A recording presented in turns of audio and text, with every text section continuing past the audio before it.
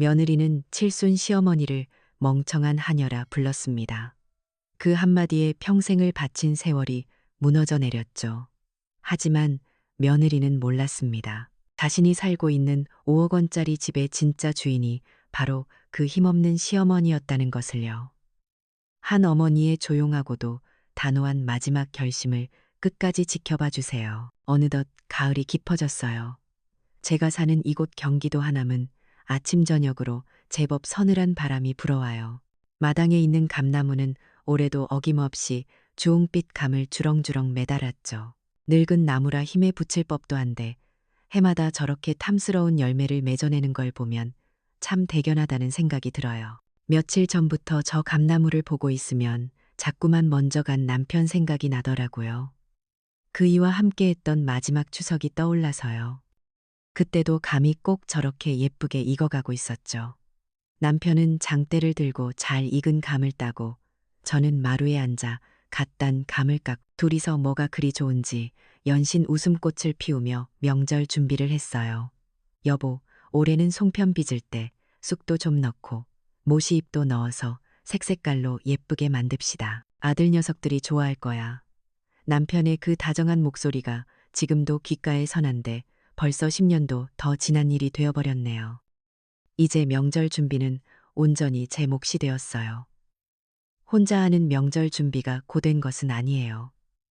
평생 해온 일인데 뭐가 힘들겠어요. 다만 텅 빈 집에서 혼자 전 부치고 나물 무치는 그 시간이 참 길고 외롭게 느껴지는 건 어쩔 수가 없네요. 옆집에서는 벌써부터 손주들이 왔는지 아이들 웃음소리가 담장을 넘어오는데 그 소리가 어찌나 부럽고 야속하게 들리는지 우리 집에도 손주 녀석이 하나 있지만 그 아이 웃음소리를 들어본 게 언제인지 기억도 가물가물해요. 평화로워 보이는 일상이지만 속을 들여다보면 이렇게 텅 비어버린 공허함만 가득하답니다.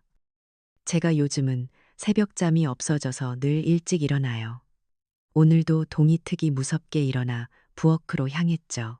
큰아들 내외와 함께 산지 벌써 5년이 넘었는데 저는 아직도 아침밥만큼은 꼭 제 손으로 차려줘야 마음이 놓여요. 오늘은 아들 녀석이 좋아하는 구수한 된장찌개를 끓이고 어제 시장에서 사온 싱싱한 나물도 몇 가지 무쳤어요. 하지만 제 정성을 알아주는 사람은 없는 것 같아요. 큰아들 민호와 며느리 수정이는 제가 차린 아침상은 거들떠보지도 않고 출근 준비에 바빴어요. 둘 다 번듯한 대기업에 다니니 얼마나 바쁘겠어요. 머리로는 이해하지만 밥 한 술 뜨지 않고 나가는 모습을 보면 속이 상하는 건 어쩔 수 없더라고요. 수정이는 현관을 나서면서 쌓여있는 재활용 쓰레기 더미를 턱으로 가리키며 한마디 툭 던졌어요. 어머니, 저것 좀 오늘 버려주세요.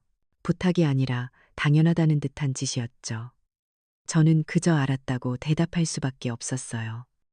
쾅하는 소리와 함께 현관문이 닫히고 넓은 집에 또다시 저 혼자만 남았어요. 김이 모락모락 나는 된장찌개와 정갈하게 차려진 반찬들이 놓인 커다란 식탁에 홀로 앉았죠.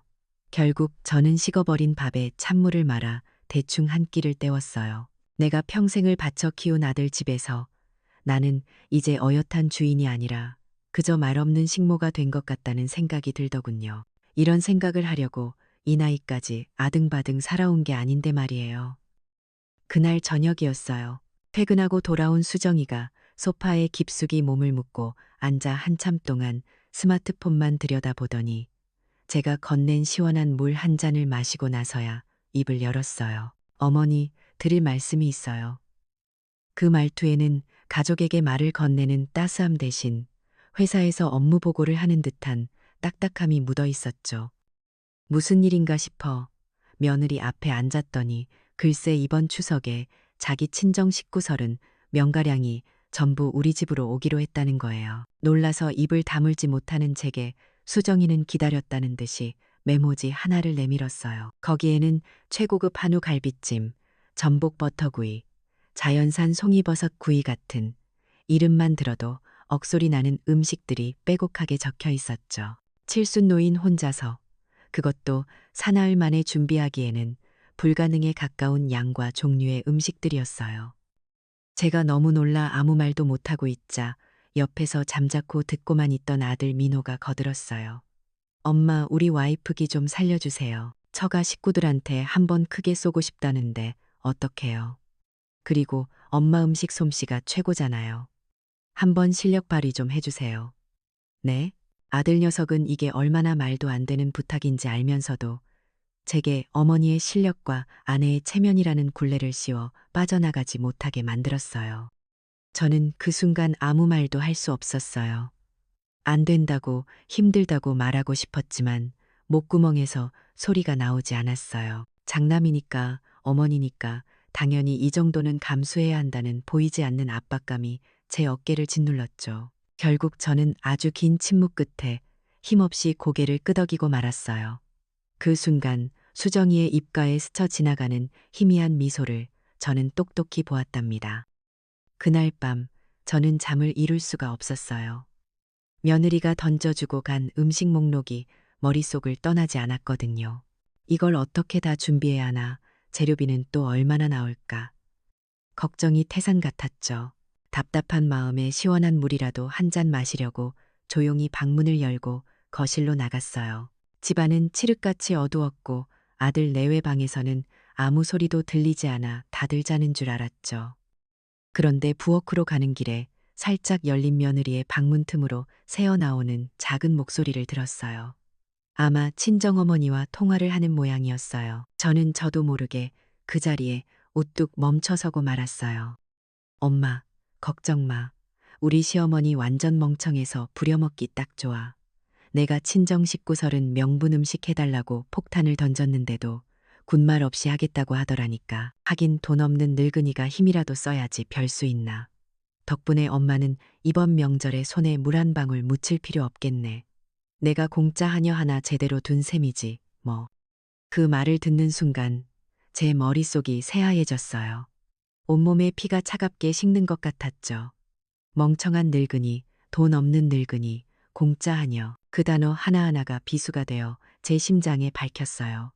지난 5년간 제가 받았던 서름과 무시, 그 모든 것들이 한순간에 퍼즐처럼 맞춰지는 기분이었어요. 아, 그래서 나를 이렇게 대했구나. 내가 그저 돈 없고 힘없는 늙은이라서 부려먹기 좋은 하녀라서 그랬구나. 저는 아무 소리도 내지 않고 조용히 제 방으로 돌아왔어요. 더 이상 눈물도 나지 않았어요. 슬픔과 배신감을 넘어선 차가운 분노 같은 것이 온몸을 휘감았죠. 저는 방 안쪽에 놓인 수십 년 된 낡고 무거운 금고 앞으로 다가갔어요. 남편과 함께 평생을 모아온 재산이 들어있는 금고였죠. 저는 그 차가운 철문을 말없이 한참 동안 어루만졌어요. 그리고 결심했어요. 이제 더 이상은 이렇게 살지 않겠다고. 내가 멍청한 늙은이도 공짜 하녀도 아니라는 것을 똑똑히 보여주겠다고 말이에요. 그 밤 제 안에 무언가가 완전히 부서져 내렸고 동시에 무언가 아주 단단한 것이 새롭게 태어나고 있었어요. 그 며느리의 목소리를 들었던 밤, 저는 한숨도 자지 못했어요. 천장에서 남편의 얼굴이 어른거리는 것 같기도 하고 수십 년 세월이 주마등처럼 스쳐 지나가는 것 같기도 했죠. 하지만 이상하게 눈물은 나지 않았어요. 대신 무언가 아주 차갑고 단단한 것이 제 가슴 한복판에 자리 잡는 느낌이었어요. 슬픔이나 원망 같은 감정은 이미 그 서리빨 같은 결심 아래에 전부 얼어붙어 버린 것 같았죠. 추석날 아침이 밝았어요. 밤새 잠을 설쳤더니 온몸이 솜처럼 무거웠지만 저는 평소처럼 새벽에 일어나 몸을 씻고 가장 아끼던 하얀색 한복으로 갈아입었어요. 조상님들께 인사를 드리는 날인데 흐트러진 모습을 보일 수는 없었으니까요. 며느리가 요구한 설은, 명분의 음식은 당연히 하지 않았어요. 대신 남편이 살아있을 때 함께 차리던 것처럼 간소하지만 정성을 다해 차례상을 준비했죠. 밤과 대추를 정갈하게 쌓아 올리고 직접 빚은 송편과 노릇하게 부친 삼색전을 올렸어요. 비록 음식 가짓수는 적었지만 제 마음만은 온전히 담겨 있었어요. 이건 며느리를 위한 것이 아니라 먼저 가신 조상님들과 남편에 대한 저의 마지막 도리라고 생각했거든요. 얼마 지나지 않아 한껏 차려입은 아들 내외와 손주 녀석이 방에서 나왔어요. 값비싼 비단으로 지은 한복이 번쩍이는 게 꼭 남에게 보여주기 위해 차려입은 것 같았죠. 9살 손주 준우는 뭐가 그리 신이 나는지 거실을 방방 뛰어다녔고요. 며느리 수정이는 거실에 들어서자마자 차례상을 위아래로 훑어보더니 노골적으로 미간을 찌푸렸어요. 제가 예상했던 그대로의 반응이었죠. 며느리는 제게 다가와 경멸이 가득 담긴 목소리로 쏘아붙였어요. 어머니, 음식은 이게 다예요? 제가 어제 분명히 말씀드렸잖아요. 오늘 저희 친정 식구들 오시면 도대체 뭘로 대접하시려고요? 그 말에는 시어머니에 대한 최소한의 존중도 찾아볼 수 없었어요. 옆에 서 있던 아들 민호는 제 지친 기색은 아랑곳하지 않고 이 불편한 상황을 외면하려는 듯 손주 녀석에게 말했어요. 준우야, 어서 할머니한테 세배 드려야지. 저는 아무 대답도 하지 않았어요. 그저 묵묵히 촛불에 불을 붙이고 향을 피웠죠. 지금은 그 어떤 말도 섞고 싶지 않았어요. 그저 이 마지막 의무만이라도 조용히 끝내고 싶었거든요. 제가 먼저 조상님들께 절을 올리고 아들 내외가 뒤를 이었어요. 엄숙하고 조용해야 할 그 순간이었어요. 손주 준우 녀석이 갑자기 변신.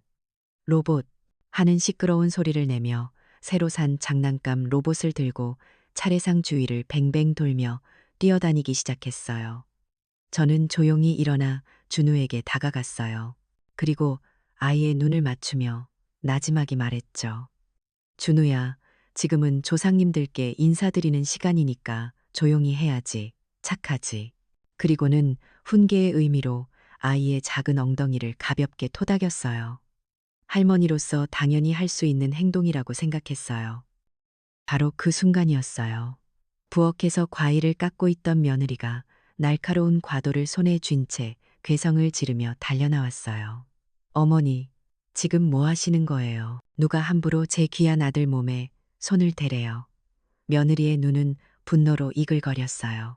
저는 너무 놀라 아무 말도 하지 못했어요. 그런데 다음 순간 제 몸이 앞으로 강하게 밀쳐졌어요.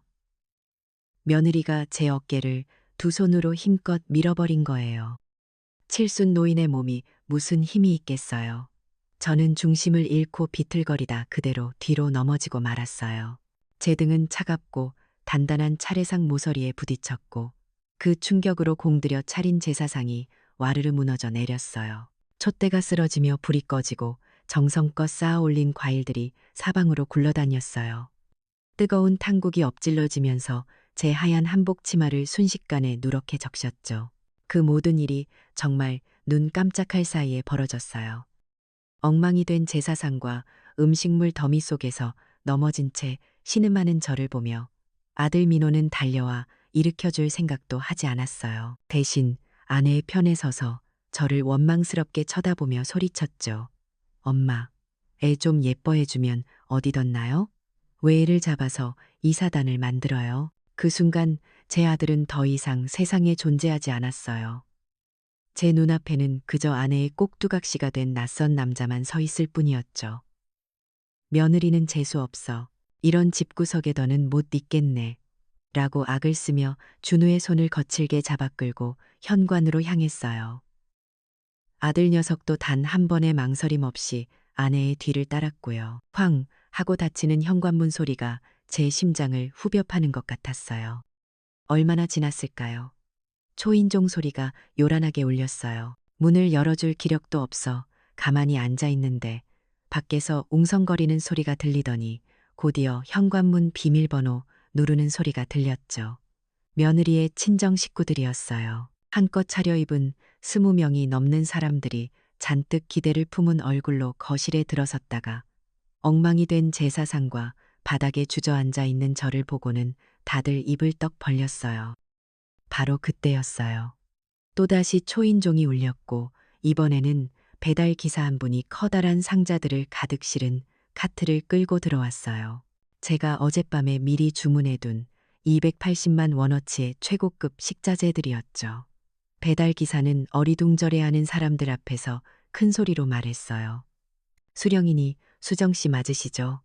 총 결제 금액은 280만 원이고 물건 받으시면서 결제해 주시면 됩니다. 거실의 모든 시선이 며느리에게로 향했어요. 당황한 며느리가 저를 쏘아보았지만 저는 그저 아무 표정 없이 앉아만 있었어요. 며느리의 친정 식구들이 수정아, 이게 어떻게 된 거냐? 네가 주문한 거냐며 웅성거리기 시작했죠. 결국 이 모든 굴욕적인 상황을 견디다 못한 아들 민호가 떨리는 손으로 지갑에서 카드를 꺼내 결제를 했어요. 처가 식구들 앞에서 망신을 당한 아들의 얼굴은 시뻘겋게 달아올라 있었죠. 잠시 후 제 스마트폰이 짧게 울렸어요. 아들 녀석이 보낸 문자 메시지였어요. 이게 다 엄마 때문이야.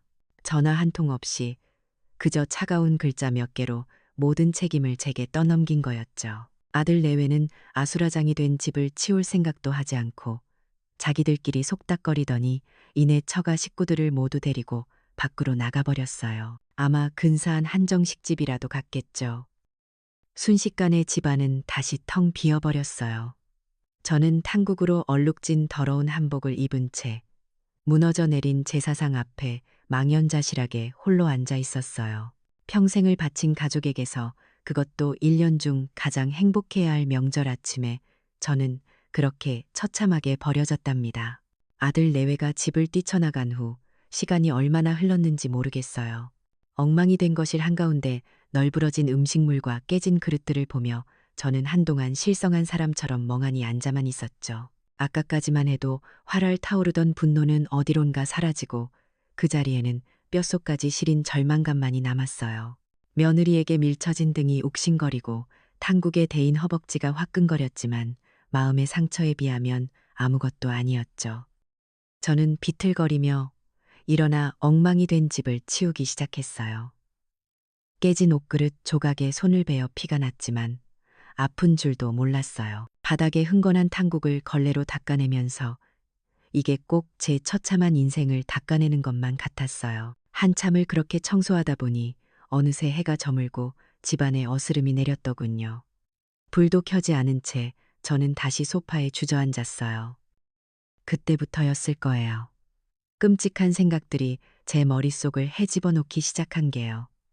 아들이 마지막으로 보낸 그 차가운 문자 메시지, 이게 다 엄마 때문이야. 라는 그 말이 독처럼 제 온몸에 퍼져나갔어요. 정말 내 탓인 걸까? 내가 아들을 잘못 키운 걸까? 손주 녀석을 그때 야단치지 말았어야 했나? 어쩌면 며느리가 원하는 대로 30명분 음식을 군말 없이 차려냈더라면 이런 일은 없었을지도 모른다는 그런 어리석은 후회까지 밀려왔어요. 나는 이제 쓸모없는 늙은이일 뿐이다. 가족에게 짐만 되는 존재다. 그런 생각들이 저를 끝없는 어둠 속으로 끌어내렸어요. 가족과 사회로부터 완전히 버려졌다는 공포가 숨통을 조여왔죠. 그때는 정말 이대로 제 인생이 끝나는 줄로만 알았어요. 한참을 그렇게 어둠 속에서 울고 있었을 때였어요. 현관문 쪽에서 조심스럽게 문을 두드리는 소리가 들렸어요. 심장이 철렁 내려앉았죠. 아들 내외가 다시 돌아와 행패라도 부리는 건 아닐까 겁이 났거든요. 하지만 곧이어 들려온 목소리는 뜻밖의 사람이었어요. 어머니, 저 영희예요. 안에 계세요? 둘째 며느리 영희의 목소리였어요. 저는 힘겹게 몸을 일으켜 현관문을 열었어요. 문 앞에는 금방이라도 울음이 터질 듯한 얼굴을 한 영희가 서 있었죠. 경기도 포천, 그 먼 곳에서 버스를 2번이나 갈아타고 왔을 아이였어요. 명절이라 차도 막혔을 텐데 늦은 시간에 여기까지 찾아온 걸 생각하니 가슴이 미어졌어요. 아이의 손에는 따뜻한 온기가 남아있는 보온병이 들려 있었죠. 영희는 저를 보자마자 어머니 하고 부르며 와락 끌어안았어요. 그리고는 제 퉁퉁 부은 눈과 탕국 얼룩이 남은 한복, 집안의 스산한 분위기를 보고는 모든 것을 직감한 듯 얼굴이 하얗게 질렸어요. 저는 차마 아무 말도 할 수 없었어요. 그저 아이의 품에 안겨 어린애처럼 엉엉 울기만 했죠. 영희는 저를 부축해 방으로 데리고 들어갔어요. 그리고 보온병에 담아온 따뜻한 대추차를 찻잔에 따라 제 손에 쥐어주었죠. 저는 그 따뜻한 찻잔을 들고서야 아침부터 있었던 모든 일을 겨우 입 밖으로 꺼낼 수 있었어요. 며느리의 모욕적인 통화 내용부터 무너져 내린 제사상, 그리고 아들의 마지막 문자 메시지까지 제 이야기를 듣는 내내 영희는 제 손을 꼭 잡고 함께 눈물을 흘렸어요. 제 이야기가 끝나자 영희는 분노를 참지 못하고 떨리는 목소리로 말했어요. 어머니, 어떻게 형님이, 아니 사람이 어떻게 그럴 수가 있어요. 제사를 지내시는 어른을 밀치다니요. 그건 사람이 할 짓이 아니에요. 마치 자신의 일처럼 분노하고 아파하는 아이의 모습에 얼어붙었던 제 마음이 조금씩 녹아내리는 것 같았어요. 한참 동안 저를 위로하던 영희는 갑자기 고개를 푹 숙이더니 서럽게 흐느끼기 시작했어요. 그리고는 제게 자기 속마음을 털어놓았죠.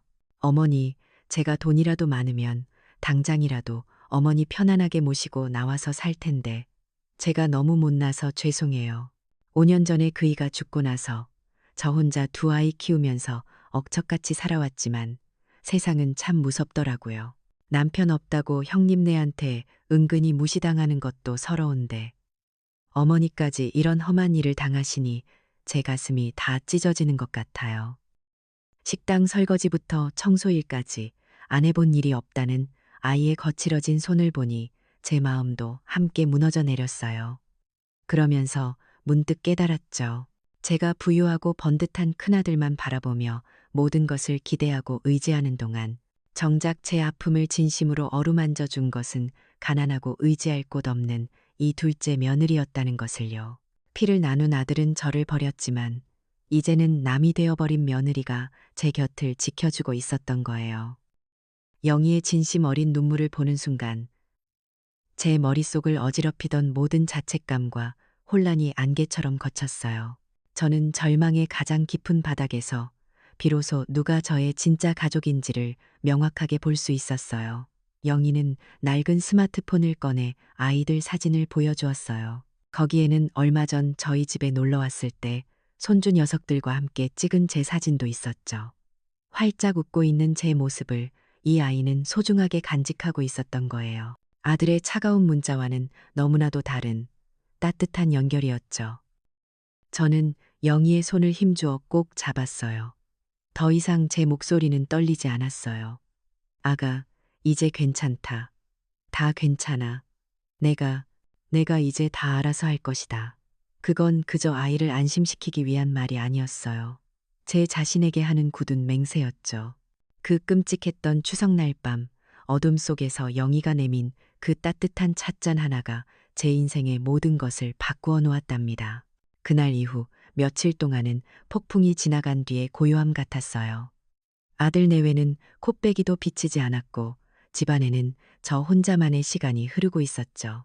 둘째 며느리 영희는 며칠 더 머물며 제 곁을 지켜주려 했지만 아이들 걱정에 제가 등 떠밀어 포천 집으로 돌려보냈어요. 아이는 떠나는 순간까지 제 손을 놓지 못하고 눈물을 글썽였죠. 어머니, 무슨 일 있으시면 꼭 전화하셔야 해요. 그 따뜻한 말 한마디가 텅 빈 제 마음에 큰 위로가 되었어요. 혼자가 되자 저는 비로소 앞으로의 일을 차분히 계획할 수 있었어요.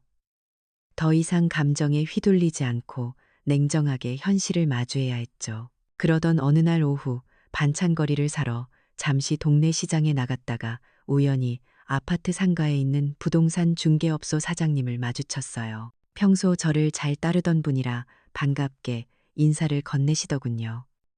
사모님, 어디 가세요? 얼굴이 많이 좋아지셨네요. 안부 인사를 나누던 사장님이 별 생각 없다는 듯 툭 한마디를 던졌어요. 그런데 사모님, 아드님이 조만간 집이라도 파실 모양이에요. 며칠 전에 저희 부동산에 들러서 아파트 시세가 얼마까지 올랐는지 꼼꼼하게 다시 묻고 가셨어요. 그 말을 듣는 순간 제 심장이 쿵 하고 내려앉는 것 같았어요.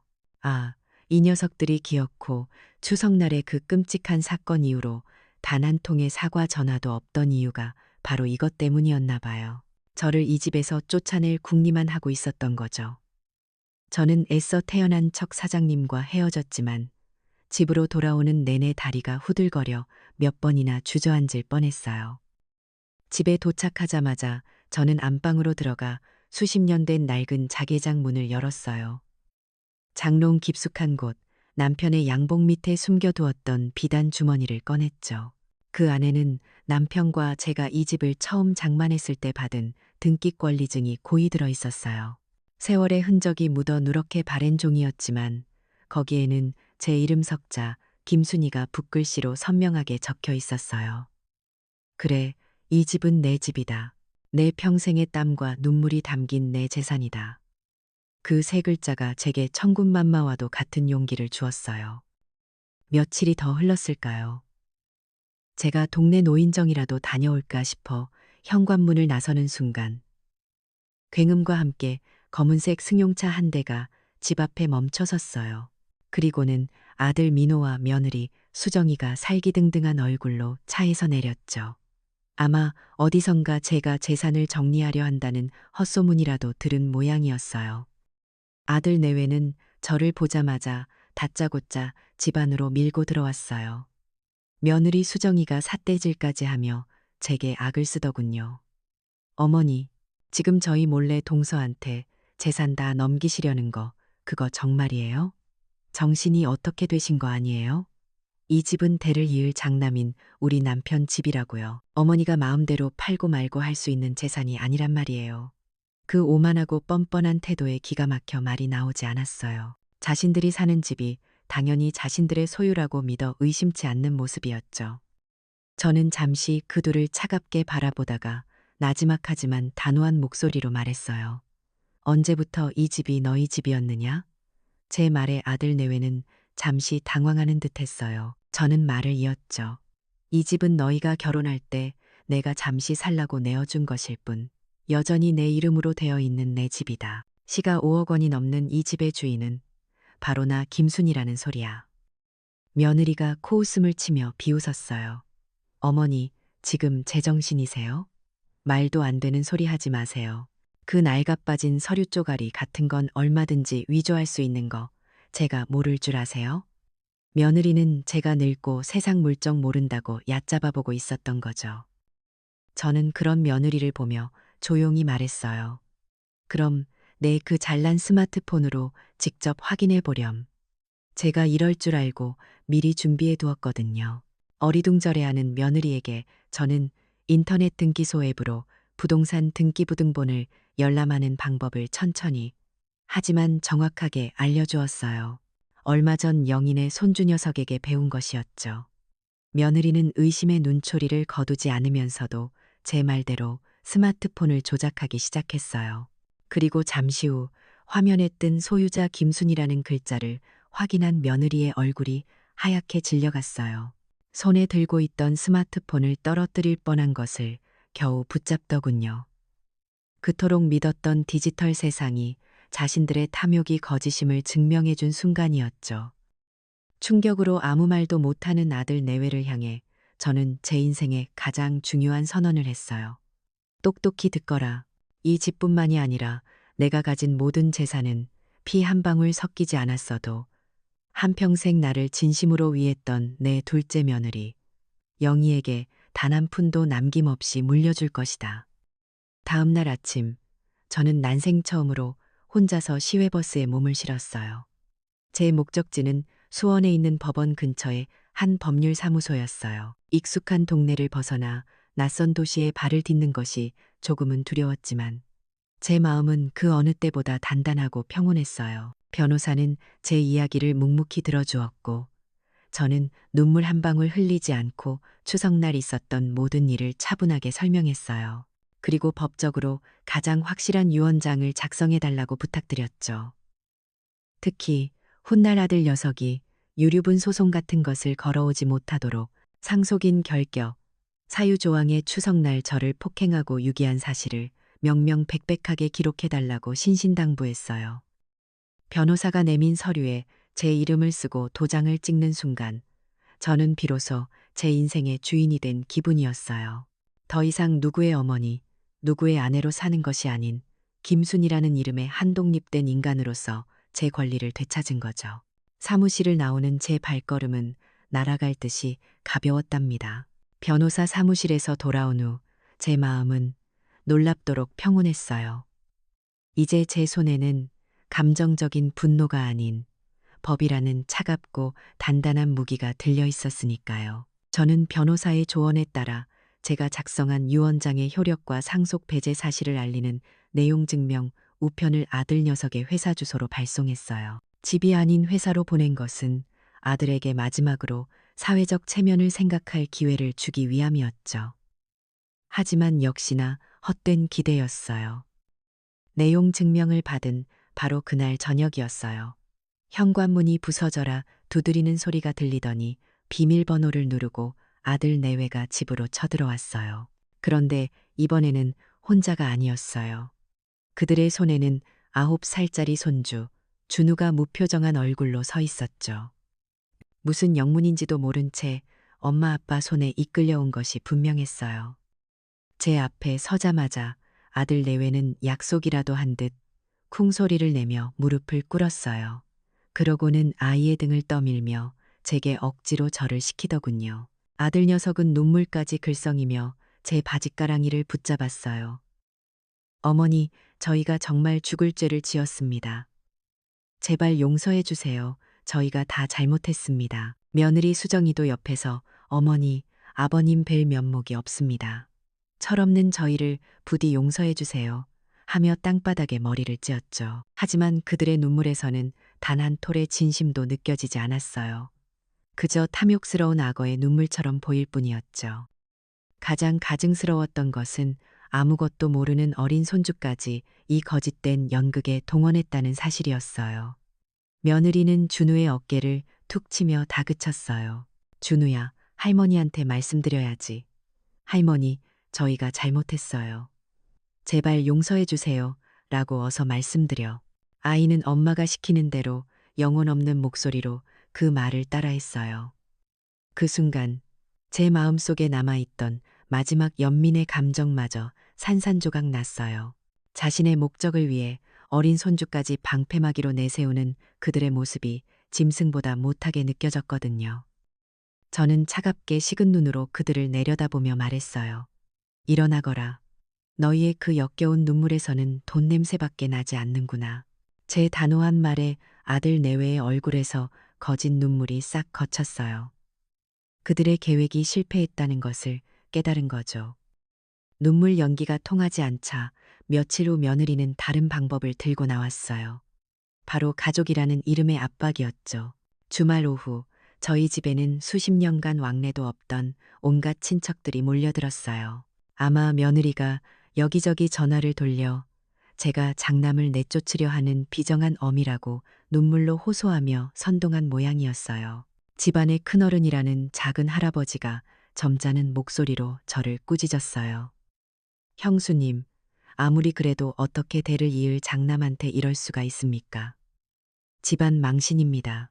어서 유언장인지 뭔지 거두세요. 다른 친척들도 옆에서 맞아요. 가족끼리 법이 무슨 소용이에요. 어른이 참으셔야죠. 애가 뭘 보고 배우겠어요. 하며 거들었죠. 사방에서 날아오는 비난의 화살에 저는 잠시 숨이 막히는 것 같았어요. 바로 그때 약속된 시간에 맞춰 제 변호사가 집으로 찾아왔어요. 말쑥한 정장 차림의 젊은 변호사가 들어서자 시끄럽던 거실이 순간 조용해졌죠. 저는 변호사에게 눈짓을 했고 변호사는 준비해온 서류들을 친척들 앞에 펼쳐 보이며 차분한 목소리로 말하기 시작했어요. 어르신들께서는 자초지종을 정확히 모르시는 것 같아 제가 대신 설명해 드리겠습니다. 변호사는 지난 수년간 제가 아들 내외에게 어떤 부당한 대우를 받아왔는지, 그리고 추석 당일 며느리가 저를 폭행하여 제 사상을 엎어버린 사건의 전말을 객관적인 사실에 근거하여 조목조목 설명했어요. 며느리가 저를 멍청한 늙은이라고 모욕했던 통화 내용까지 언급되자 친척들의 얼굴이 하나둘 굳어지기 시작했어요. 분위기는 순식간에 역전되었죠. 비난의 화살은 이제 아들 내외에게로 향했어요. 작은 할아버지가 아들 민호의 등짝을 후려치며 불호령을 내렸어요. 이놈, 이 천하의 몹쓸 놈아, 네가 어미한테 어떻게 이럴 수가 있어. 친척들은 서로 수군거리며 아들 내외를 경멸의 눈초리로 쳐다보기 시작했어요. 한 친척이 수정이가 단체 카톡방에서는 자기가 피해자인 것처럼 말하던데 다 거짓말이었네 라고 말하자 변호사는 기다렸다는 듯 제 스마트폰을 들어 그 카톡방에 미리 준비해둔 글을 올렸어요. 유언장의 핵심 내용과 함께 상속 배제 사유로 존속 폭행이 명시되어 있다는 사실을 명확히 밝혔죠. 더 이상 그들은 거짓말로 여론을 조작할 수 없게 된 거예요. 모든 수단이 실패로 돌아가자 그날 밤 아들 민호가 마지막으로 저를 혼자 찾아왔어요.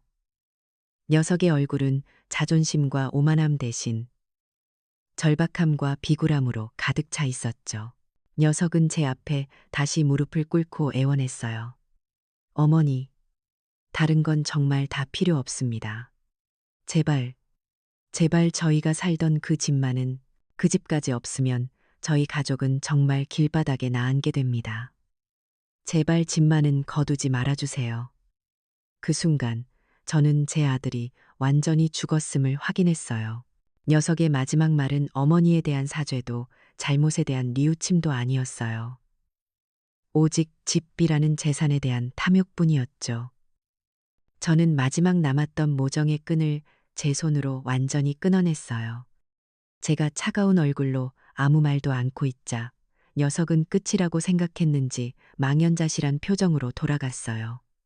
그리고 잠시 후였을까요? 이번에는 둘째 며느리 영희가 숨을 헐떡이며 집으로 뛰어들어왔어요. 아마 아들 녀석에게 연락이라도 받은 모양이었죠. 영희는 저를 보자마자 왈칵 눈물을 쏟으며 제 앞에 무릎을 꿇었어요. 어머니, 이러시면 안 돼요. 저 때문에 이게 무슨 일이에요. 저는 정말 괜찮아요. 어머니, 저 재산 같은 거 하나도 필요 없어요. 저한테는 어머니가 가장 큰 재산인걸요. 제발, 제발 유언 같은 거 다 거두시고 형님 용서해 주세요. 네, 제가 다 잘못했어요. 가난 때문에 저를 더 잘 모시지 못해 죄송하다며 모든 게 자기 탓이라며 우는 아이의 모습은 방금 전 아들의 모습과 너무나도 달랐어요. 한쪽은 재산을 잃을까봐 가짜 눈물을 흘리고 다른 한쪽은 재산을 얻게 될까봐 진짜 눈물을 흘리고 있었죠. 저는 영희를 일으켜 세워 따뜻하게 안아주었어요. 그리고 아이의 두 손을 꼭 잡고 말했죠. 아가, 네 마음이 이토록 곱고 진실하기에 너는 이 모든 것을 받을 자격이 충분하고도 넘친다. 그러니 더는 죄인처럼 굴지 말거라. 바로 그때 마침 반찬을 나눠주러 저희 집에 들르셨던 아랫집 아주머니, 아파트 부녀 회장님이 이 모든 광경을 우연히 목격하게 되었어요. 부녀 회장님은 아무 말 없이 제 어깨를 두드려주고는 조용히 돌아가셨죠. 그리고 다음 날부터 아파트 단지 전체에 소문이 퍼지기 시작했어요. 두 며느리의 상반된 이야기는 노인정과 부녀회 모임의 가장 큰 화제가 되었죠. 저는 더 이상 아들을 내쫓는 비정한 늙은이가 아니었어요. 지혜롭고 용기 있는 어른으로 존중받기 시작했죠.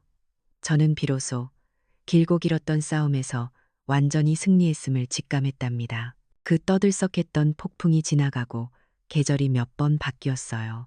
마당에 감나무가 다시 잎을 틔우고 꽃을 피우는 동안 저희 집에는 아주 큰 변화가 생겼답니다. 저는 포천에서 힘들게 살던 둘째 며느리 영희와 두 손주를 제 집으로 불러들였어요. 처음에는 괜찮다며 손사래를 치던 아이였지만 제가 이 어미 곁에서 진짜 가족이 되어주렴 하고 진심으로 부탁하자 눈물을 글썽이며 고개를 끄덕이더군요. 그렇게 저희의 새로운 삶이 시작되었어요. 수십 년간 적막하기만 했던 제 집은 아이들의 웃음소리와 제잘거림으로 매일같이 활기가 넘쳤어요. 아침이면 저와 영희는 부엌에 나란히 서서 정겹게 아침 식사를 준비했죠. 더 이상 의무감으로 차려내는 밥상이 아니었어요. 사랑하는 가족을 위해 함께 요리하는 그 시간은 제게 평생 느껴보지 못했던 충만한 행복을 안겨주었어요. 영희는 제가 물려준 재산을 허투루 쓰지 않았어요. 자신의 명의로 된 집을 팔아 아이들의 교육비와 미래를 위한 적금 통장을 만들었고 남은 돈으로는 작은 반찬 가게를 열 준비를 시작했죠. 그리고 저를 어찌나 극진히 모시는지 매일 밤 제 다리를 주물러 주지 않으면 잠자리에 들지 않을 정도였답니다. 반면에 큰아들 내외의 소식은 친척들을 통해 간간히 들려왔어요. 결국 그들은 살던 집에서 쫓겨나 도시 변두리의 비좁은 월세방으로 이사를 갔다고 해요. 씀씀이를 줄이지 못한 며느리와 월급만으로는 내 식구 생계를 감당하기 벅찼던 아들 사이에 다툼이 끊이지 않는다는 소식도 들려왔죠. 이웃과 친척들 사이에서 불효막심한 자식으로 낙인 찍혀 명절이나 집안 경조사에도 얼굴을 내밀지 못하게 되었다고요. 그 소식을 들을 때마다 마음 한구석이 아려왔지만 그들이 스스로 뿌린 씨앗을 거두는 것이라 생각하며 애써 외면했어요. 인과응보라는 옛말이 하나도 틀리지 않더군요. 어느 날부터인가 저희 집에는 낯선 손님들이 찾아오기 시작했어요. 제 이야기가 어떻게 알려졌는지 지역 신문 구석에 용기 있는 어머니의 결단이라는 작은 제목으로 기사가 실렸던 모양이에요. 그 기사를 보고 저와 비슷한 아픔을 겪고 있는 동네 어르신들이 하나둘 저희 집을 찾아오시기 시작했죠. 자식들에게 재산을 빼앗기고 길거리에 나앉을 위기에 처한 할머니, 명절마다 며느리에게 구박받는다는 할아버지. 다들 하소연할 곳 하나 없어 끙끙 앓던 분들이었어요. 저는 그분들의 이야기를 묵묵히 들어주었어요. 제가 법률 전문가는 아니었지만 제 경험을 나누며 우리도 우리 권리를 찾을 수 있다고 용기를 북돋워드렸죠. 저희 집 거실은 점차 상처받은 노인들의 눈물을 닦아주는 사랑방이자 서로의 지혜를 나누는 든든한 공동체의 중심이 되어갔어요. 나중에는 지역 노인복지관과 연계하여 노인 권익 보호를 위한 작은 법률 상담 모임을 만드는 데까지 발전했답니다. 복수가 파괴로 끝나는 것이 아니라 새로운 관계를 만들고 더 나아가 공동체에 좋은 영향을 줄 수도 있다는 것을 그때 처음 깨달았어요. 그렇게 또 한 해가 거의 다 지나갈 무렵이었어요. 초겨울 찬바람이 불던 어느 날 오후 초라한 행색의 남자가 저희 집 대문 앞에서 서성이고 있었어요. 한눈에 봐도 제 큰아들 민호였죠. 1년 사이에 녀석은 폭삭 늙어버렸더군요. 값비싼 양복 대신 낡은 잠바를 걸친 아들의 어깨는 축 처져 있었어요. 저는 아들을 집 안으로 들였어요. 영희가 따뜻한 차를 내왔지만 녀석은 차마 고개를 들지 못하고 찻잔만 내려다보고 있었죠. 한참의 침묵이 흐른 후 아들이 갑자기 제 앞에 무릎을 꿇었어요. 그리고는 아이처럼 목 놓아 울기 시작했죠. 이번에는 악어의 눈물이 아니었어요. 녀석은 처음으로 집이 아닌 자신의 잘못에 대해 이야기했어요. 어머니, 제가 정말 잘못했습니다. 제가 아들 자격이 없는 놈입니다. 어머니를 그렇게 아프게 하고 저는 정말 천벌을 받아 마땅합니다. 바닥에 엎드려 통곡하는 아들의 모습을 보며 제 마음도 복잡하게 흔들렸어요. 저는 아들을 일으켜 세웠어요. 그리고 조용히 말했죠. 일어나거라. 네가 진심으로 뉘우치고 있다는 것은 알겠다. 하지만 용서는 그리 쉬운 것이 아니다. 용서는 시간이 필요한 것이야. 앞으로 네가 어떻게 변하고 어떻게 살아가는지를 보여주어라. 네가 진정으로 책임감 있는 가장과 아들로 다시 태어난다면 그때는 나도 너를 다시 아들로 볼 수 있을지도 모르겠다. 저는 녀석을 완전히 용서하지는 않았어요. 하지만 변화할 수 있는 기회는 열어두었죠. 그것이 복수를 넘어선 제가 할 수 있는 최선의 지혜라고 생각했어요. 이야기의 마지막은 마당의 감나무에 다시 주홍빛 감이 탐스럽게 열린 어느 가을 저녁의 풍경이에요. 저와 영희 그리고 두 손주는 마당 평상에 둘러앉아 영희가 정성껏 차린 저녁을 먹고 있었어요. 손주 녀석들은 이제 제법 커서 제게 스마트폰으로 친구들과 영상 통화하는 법을 알려주기도 했죠. 아이들의 웃음소리를 들으며 저는 문득 이런 생각을 했어요. 추석날 그 차례상이 무너졌을 때 내 인생도 끝났다고 생각했지. 하지만 그건 끝이 아니었어. 가짜 가족이 무너지고 진짜 가족을 만나는 새로운 시작이었구나. 제 얼굴에 번지는 평화로운 미소를 느끼며 저는 비로소 제가 오랫동안 찾아 헤매던 진정한 행복을 찾았음을 깨달았답니다. 결국 어머니의 이야기는 우리에게 소중한 가르침을 남겼어요. 진정한 가족이란 핏줄이라는 이름으로 묶이는 것이 아니라 서로의 마음을 존중하고 보듬어주는 따뜻한 정으로 완성된다는 것을요. 가장 통쾌한 복수는 상대를 파괴하는 것이 아닌 자신의 존엄성을 되찾고 새로운 행복을 스스로 만들어 나가는 지혜로운 용기랍니다.